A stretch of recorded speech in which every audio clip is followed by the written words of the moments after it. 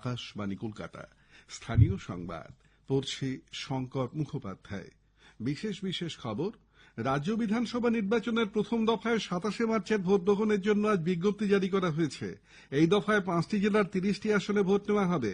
নির্বাচন কমিশন এবারই প্রথম প্রবীণ নাগরিক, প্রতিবন্ধী এবং করোনা আক্রান্তদের পাশাপাশি জরুরি পরিষেবার কর্মীদের জন্য পোস্টাল ব্যালটের ব্যবস্থা করেছে। উত্তরপ্রদেশের মুখ্যমন্ত্রী যোগী আদিত্যনাথ আজ মালদার গাজলে বিজেপির পরিবর্তন রথযাত্রায় অংশ নেন এবং এক জনসভায় ভাষণ দেন। তৃণমূল কংগ্রেস তার বক্তব্যের বিরোধিতা করেছে। আসানসোলের প্রাক্তন মেয়র পাণ্ডবেশ্বরের বিধায়ক জিতেন্দ্র তিওয়ারি বিজেপিতে যোগ দিয়েছেন। নিমতিতা বিস্ফোরণ কাণ্ডের তদন্তভার এনআইএ হাতে নিয়েছে। তৃণমূল কংগ্রেস মুখপাত্র কুণাল ঘোষকে সারদা মামলায় ইডি আবার ৮ই মার্চ তলব করেছে। দেশে এ পর্যন্ত প্রায় ১.৫ কোটি মানুষ কোভিড টিকা পেয়েছেন। করোনা সংক্রমণ এড়াতে মাস্ক পরুন এবং ঠিকভাবে পরুন। ২ গজ দূরে থাকুন, নিরাপদ দূরত্ব বজায় রাখুন, হাত ও মুখ পরিষ্কার পরিচ্ছন্ন রাখুন। আসছি বিস্তারিত সংবাদে। রাজ্য বিধানসভা নির্বাচনের প্রথম দফায় ২৭ মার্চের ভোট গ্রহণের জন্য আজ বিজ্ঞপ্তি জারি করা হয়েছে। এই দফায় পুরুলিয়ার বান্দোয়ান, বলরামপুর, বাঘমুন্ডি, জয়পুর, পুরুলিয়া, মানবাজার, কাশীপুর, পাড়া, রঘুনাথপুর এই ৯টি আসনেই, বাঁকুড়ার শালতরা, ছাতনা, রানীবাঁধ, রায়পুর এই ৪টি আসনে, পূর্ব মেদিনীপুরের পটাশপুর, কাঁথি উত্তর, কাঁথি দক্ষিণ, ভগবানপুর, খেজুরি, রামনগর, এগরা এই ৭টি আসনে, পশ্চিম মেদিনীপুরের মেদিনীপুর, শালবনী, গড়বেতা, খড়গপুর গ্রামীণ, কেশিয়াড়ি, দাঁতন এই ৬টি আসনে এবং ঝাড়গ্রাম জেলার ঝাড়গ্রাম, বিনপুর, গোপীবল্লভপুর ও নয়াগ্রাম এই ৪টি আসনে মোট ৫ জেলার ৩০টি আসনে প্রথম দফায় ভোট নেওয়া হবে। বিজ্ঞপ্তি জারির সঙ্গে সঙ্গেই আজ থেকে মনোনয়নপত্র জমা দেওয়ার কাজও শুরু হয়ে গেল। প্রথম দফায় ৯ই মার্চ পর্যন্ত মনোনয়নপত্র জমা দেওয়া যাবে।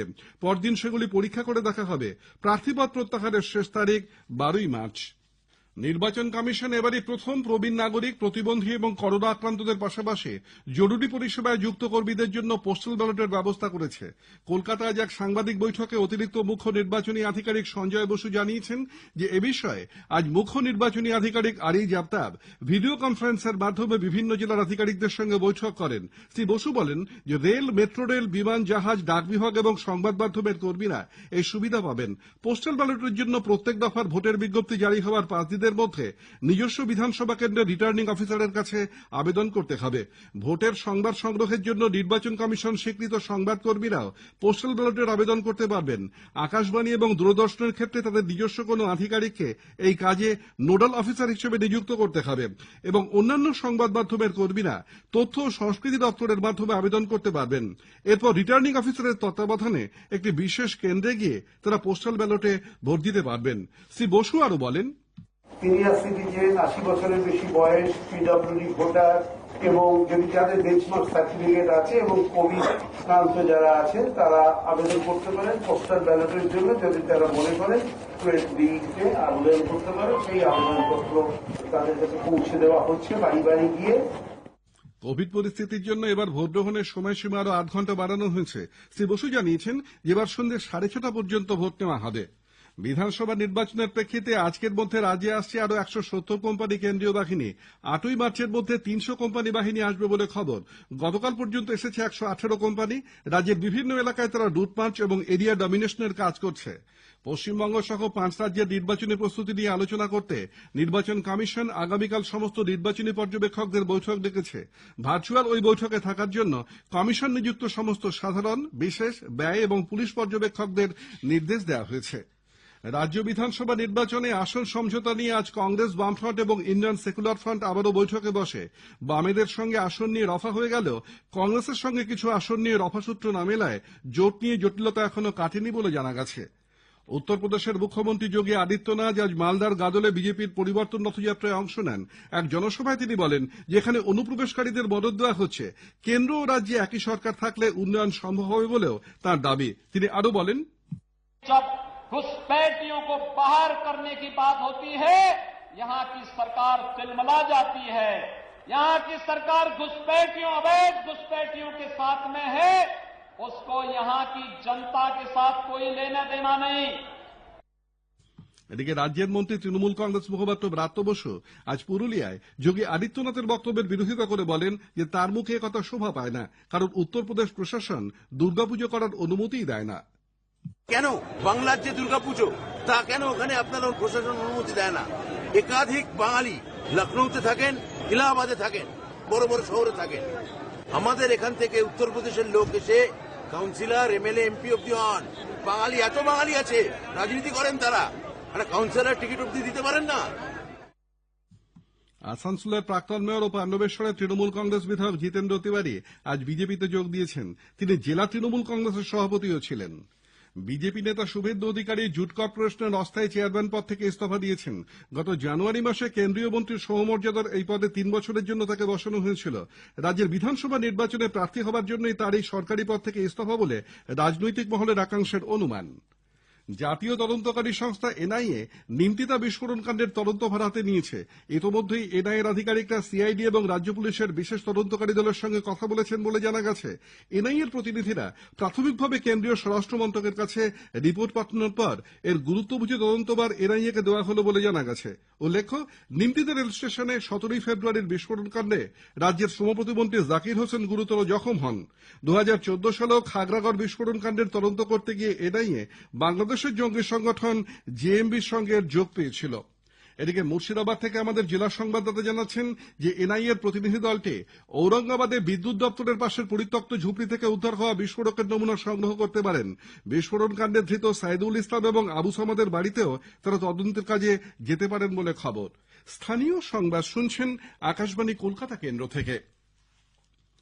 তৃণমূল কংগ্রেস মুখপাত্র প্রাক্তন সাংসদ কুণাল ঘোষকে ইডি আজ সারদা মামলায় 6.5 ঘণ্টারও বেশি সময় ধরে জেরা করে। আগামী 8ই মার্চ আবার শ্রী ঘোষকে জিজ্ঞাসাবাদের জন্য ইডি তলব করেছে। গরু পাচার কাণ্ডে কেন্দ্রীয় তদন্তকারী সংস্থা সিবিআই আজ আইপিএস অফিসার কল্লোল গনাইকে 8ই মার্চ নিজাম প্যালেসে জেরা করার জন্য হাজির হবার নির্দেশ দিয়েছে। সিবিআই এর আগেও তাকে হাজিরার জন্য নোটিশ দিলেও তিনি না আসায় আজ আবার তাকে নোটিশ দেওয়া হলো। উত্তর 24 পরগনা নৈহাটির গোয়ালফটকে তৃণমূল কংগ্রেসের 2 গোষ্ঠীর মধ্যে সংঘর্ষে কম করেও 7 জন জখম হয়েছেন। এদের মধ্যে আশঙ্কাজনক অবস্থায় 2 জনকে নৈহাটি স্টেট হাসপাতালে ভর্তি করা হয়েছে। এলাকা দখলকে কেন্দ্র করে এই সংঘর্ষের সময় মহিলাদেরও মারধর করা হয় বলে অভিযোগ। দক্ষিণ 24 পরগনার ভাঙড়ের সিতুড়ি এলাকায় আইএসএফ সমর্থকদের বাড়ি থেকে পুলিশ বন্দুক এবং বোমা উদ্ধার করেছে। এই ঘটনায় 4 জনকে গ্রেপ্তার করা হয়েছে। এসএসসির চাকরি প্রার্থীরা আজ দুপুরে দক্ষিণ কলকাতার হাজরা এবং হরিশাটের জি রোডের সংযোগস্থলে বিক্ষোভ দেখান। মিনিট 20-র মধ্যে পুলিশ তাদের সেখান থেকে সরিয়ে দেয়।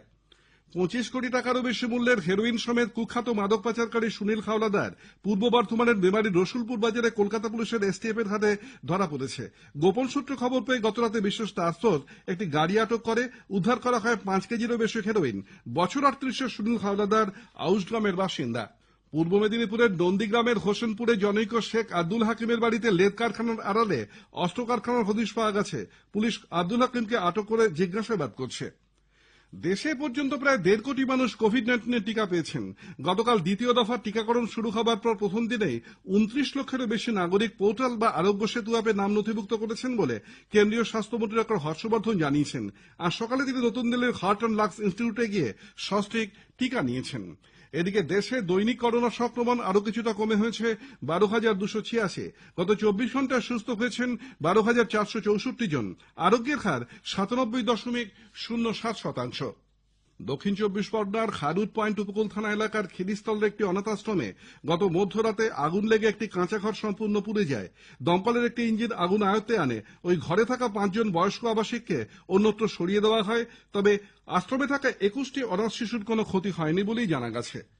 মুর্শিদাবাদের ডোমকলে ঘুমন্ত স্ত্রীর ওপর অ্যাসিড হামলার ঘটনায় জামশেদ শেখ নামে এক ব্যক্তিকে পুলিশ গ্রেপ্তার করেছে। ঘটনায় স্ত্রীর প্রাণে বাঁচলেও শাশুড়ি সহ 5 বছরের সৎ ছেলে জখম হয়েছে। স্বামীর সঙ্গে কেরলে যেতে অস্বীকার করায় বাড়িতে খোলা জানলা দিয়ে জামশেদ স্ত্রীর ওপর অ্যাসিড ছোড়ে বলে অভিযোগ। স্টেট ব্যাংক অফ ইন্ডিয়া গৃহ ঋণের সুদের হার কমিয়ে 6.7% করেছে। ব্যাংক জানিয়েছে যে 75 লক্ষ টাকা পর্যন্ত 6.7% সুদ দিতে হবে। কোনো প্রসেসিং ফি লাগবে না। শেষ করার আগে স্থানীয় সংবাদের বিশেষ কিছু অংশ আরেকবার। রাজ্য বিধানসভা নির্বাচনের প্রথম দফায় 27 মার্চের ভোট গ্রহণের জন্য আজ বিজ্ঞপ্তি জারি করা হয়েছে।